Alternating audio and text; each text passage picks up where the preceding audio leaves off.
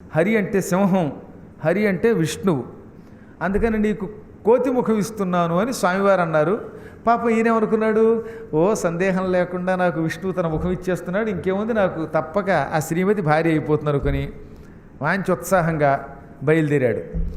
దారిలో ఆయనకి ఇద్దరు మంచి శివగణాలు కనపడ్డారు, శివభక్తులు ఇద్దరు. మీరెవరు అన్నాడు ఆయన. మేము వైకుంఠంలో ఉండే జయ విజయులం, శివుడి దగ్గరికి వెళ్ళి ఇప్పుడే అర్చన చేసి విభూతి పూసుకున్నాం. శివకేశవులకి అభేదం కదా, అప్పుడప్పుడు మేము అక్కడికి వాళ్ళు ఇక్కడికి వచ్చి ఒకళ్ళొకళ్ళు పూజించుకుంటూ ఉంటారు అన్నారు వాళ్ళు.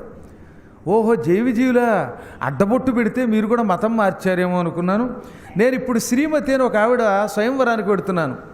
ఇదిగో మనలో మనమాట, ఆవిడ నన్నే వరిస్తుంది. మీ ఇద్దరు నాతో వచ్చారనుకో, ఆ వార్త అందరికీ చెప్పినట్టు ఉంటుంది, ముఖ్యంగా మా విష్ణువుకి. ఆయనకి అసలే అసూయ ఎక్కువ సుమా, అందుచేత ఆయనకి చెప్పండి అనగానే వాళ్ళు ముఖాముఖాలు చూసుకుని, నారదుడైనా సంసారంలో ఉన్న వాళ్ళందరినీ తిట్టే ఈయన ఈ మాట మాట్లాడుతున్నాడు అనుకుని సరే అని కూడా వచ్చారు.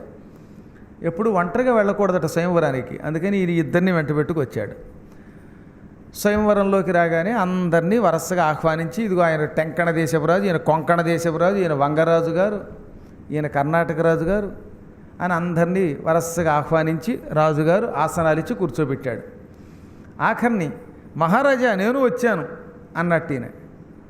రాజుగారు తెల్లబోయారు, ఎందుకంటే వచ్చిన ఆయన మూతంతా ఒకవైపేమో నల్లగా, ఒకవైపేమో ఎర్రగా, సగం పండుకోతి సగం కొండముచ్చు, అంతా కోతి ముఖం, చేతులు వీణ. ఈ పైనంతా కోతి ముఖంతో వీణ పట్టుకొచ్చిన వాడు వీడెవడరా బాబు అనుకుంటూ ఉంటే, నేను వచ్చాను ఇందులో ఈ ఆసనంలో కూర్చోనా అని మొట్టమొదటి ఆసనంలో కూర్చున్నాడు. పైగా సరిగ్గా ఆ సమయంలోనే ఆయన పక్కనున్న జైవిజీయులు పక్కపక్క నవ్వారట. ఎందుకు నవ్వుతున్నారంటే, హరిముఖం అంటే ఇదేలే అన్నారు వాళ్ళు. పాప ఈయనకు తెలియటంలా, ఎందుకు ఎవరు నవ్వుతున్నారో, ఎందుకు తనను చూసి అందరూ తెల్లబోతున్నారో తెలియదు. కానీ నేను విష్ణు ముఖంతో ఉన్నాను గనక శ్రీమతి నన్ను వరిస్తుంది అని ఆయన అనుకున్నాడు. పాపం వచ్చిన స్వయంవరానికి వచ్చిన ప్రతివాడు చూసి ఓహోహో అని నవ్వడం, ఓ దండం పెట్టడం, పక్కన కూర్చోవడం.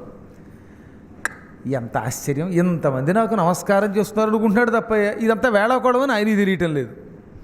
చిట్ట చివర శ్రీమతి చేతికి దండ ఇచ్చి వాళ్ళ నాన్నగారు ఇదిగో వీడిలాగా వీడిలాగా అని చెబుతుంటే అందరినీ చూసింది ఆవిడ. ఆఖరిన నారదుడి కేసు చూసింది, ఛీ అంది. ఈయన తెల్లబోయాడు. అసలు ఆడవాళ్ళు సహజంగా చీ అన్నారంటే తర్వాత దండ వేస్తారని ఎవరో ఈయనకి చెప్పారట. ఆడువారి మాటలకు అర్థాలు వేరులేనని. అందుకని చీ అన్నావా, నాకు తెలుసు చీ అంటే మెచ్చి చీ అంటారట ఆడవాళ్ళు, అంతే కదా. ఇదిగో దండ వెయ్యి మెడలో అని మెడలా చాచాడు.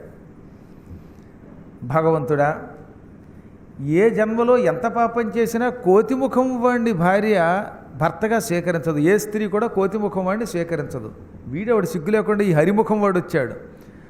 నాకు మంచి భర్త లభిస్తాడా లేదా, నేను నిక్కంగా వాసుదేవుణ్ణి వరించిన దానినైతే వాసుదేవుడు ప్రత్యక్షమవుగాక అంది. వెంటనే గరుత్మంతుడి మీద అక్కడ శ్రీ మహావిష్ణువు ప్రత్యక్షమయ్యాడు. టప్ప టప్ప టప్ప రెక్కలు కొట్టుకుంటూ గరుత్మంతుడు అక్కడికి ఎగురుతూ వచ్చేట. అక్షీణ కనక సన్నిభ పక్షయుగోద్భూత ఘోర పవమాన మహావిక్షేప కంపితానేక క్షోణిధరేంద్రుడగుచు గరుడు వచ్చన్.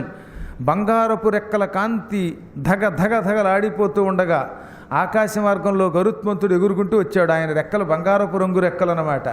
ఆయన ఎగురుతూ ఉంటే ఈ రెండు రెక్కలు ఒక్కసారి ఇలా టప టప కొట్టితే అప్పుడు టపటప శబ్దం రాకుండా అందులో నుంచి ఓం నమో నారాయణాయ అనే అష్టాక్షరి మంత్రం వస్తుంది. పైగా ఆ రెక్కల కాంతికి మొత్తం చుట్టుపక్కలున్న చెట్లు, కొండలు, సముద్రాలు పొంగిపోయి కదిలిపోయాయి. అంత గజగజలాడించుకుంటూ గరుత్మంతుడు వచ్చాడు. గరుడు మూపు మీద కూర్చుని చతుర్భుజాలతో ఈ 4 చేతుల్లో శంఖ చక్ర గదా పద్మాలు ధరించి మహాసుందరుడు శ్రీ మహావిష్ణువు ప్రత్యక్షమయ్యాడు. ఆయన మెడలో ఈ శ్రీమతి పూలదండ వేసింది. గరుత్మంతుడిని పిలిచి ఈవిడ కూడా వీపు మీద ఎక్కించుకో అన్నాడు విష్ణువు. ఆవిడ వీపు మీద ఎక్కింది. ఇద్దరు ఝామ్మని మాయమైపోయారు. ఒక్క క్షణకాలంలో అందరి కళ్ళల్లోనూ దుమ్ము కొట్టేశాడు ఆయన. గరుత్మంతుడు ఎలా అనగానే నేల మీద నుంచి దుమ్ము వచ్చింది. ఆ దుమ్ము అందరి కళ్ళల్లో పడింది. ఈ వెర్రి మొహాలు వేసుకున్న వాళ్ళ కళ్ళల్లో దుమ్ము పట్టి వెళ్ళిపోయాడు. కళ్ళల్లో దుమ్ము కొట్టడం అంటే ఇదనమాట. ఈ విధంగా అందరికీ కళ్ళు మూసుకుపోయాయి. ఆయన వెళ్ళిపోయాడు. కాసేపటికి నారదుడు అతి కష్టం మీద ఆ దుమ్ముని దులుపుకుని కళ్ళులా తెరిచి, ఏది శ్రీమతి, ఇంకెక్కడి శ్రీమతి, ఎప్పుడో వెళ్ళిపోయిందన్నారట. ఎంత మోసం! విష్ణుమూర్తి ఇంత అన్యాయం చేస్తాడా? నేను వెళ్ళి శ్రీహరిముఖం ఇమ్మంటే ఇవ్వకుండా ఏదో చేసి ఉంటాడు, ఏదో చేసి ఉండకపోతే ఈ శ్రీమతి నన్నెందుకు వరించదు అని పక్కనున్న జై విజయులకే చూశాడు. వాళ్ళు అద్దం పట్టుకొచ్చి, ఇదిగా నీ ముఖం చూసుకున్నావా ఎప్పుడైనా, ఈ పాడు ముఖాన్న అటువంటి సుందరి వరించడం అని అద్దం పెట్టారు. అప్పుడు చూసుకున్నాడు అద్దంలో ఆయన. పూర్తిగా కొండముచ్చైనా పర్వాలేదు, పూర్తిగా పండుకోతైనా పర్వాలా, సగం కొండముచ్చు సగం పండుకోతే అయితే ఇంకెంత అసహ్యం. ఈ పైనంతా కోతి ముఖం, పైగా మిగతా శరీరం మానవ శరీరం. అప్పుడు అర్థమైంది. ముందు పళ్ళు పటపట కొరికి ఎంకి పెళ్ళి సుబ్బి చౌకొచ్చిందో సామెత ఉందిలేండి. అలాగా అద్దంలో తన ముఖం చూపించిన జై విజయుల్ని పళ్ళు పటపట కొరికి, భవిష్యత్తులో మీరు సనక సనందనాదుల శాపానికి గురై భూలోకంలో 3 జన్మలు రాక్షస జన్మలు ఎత్తండి పండుని శపించేశాడు.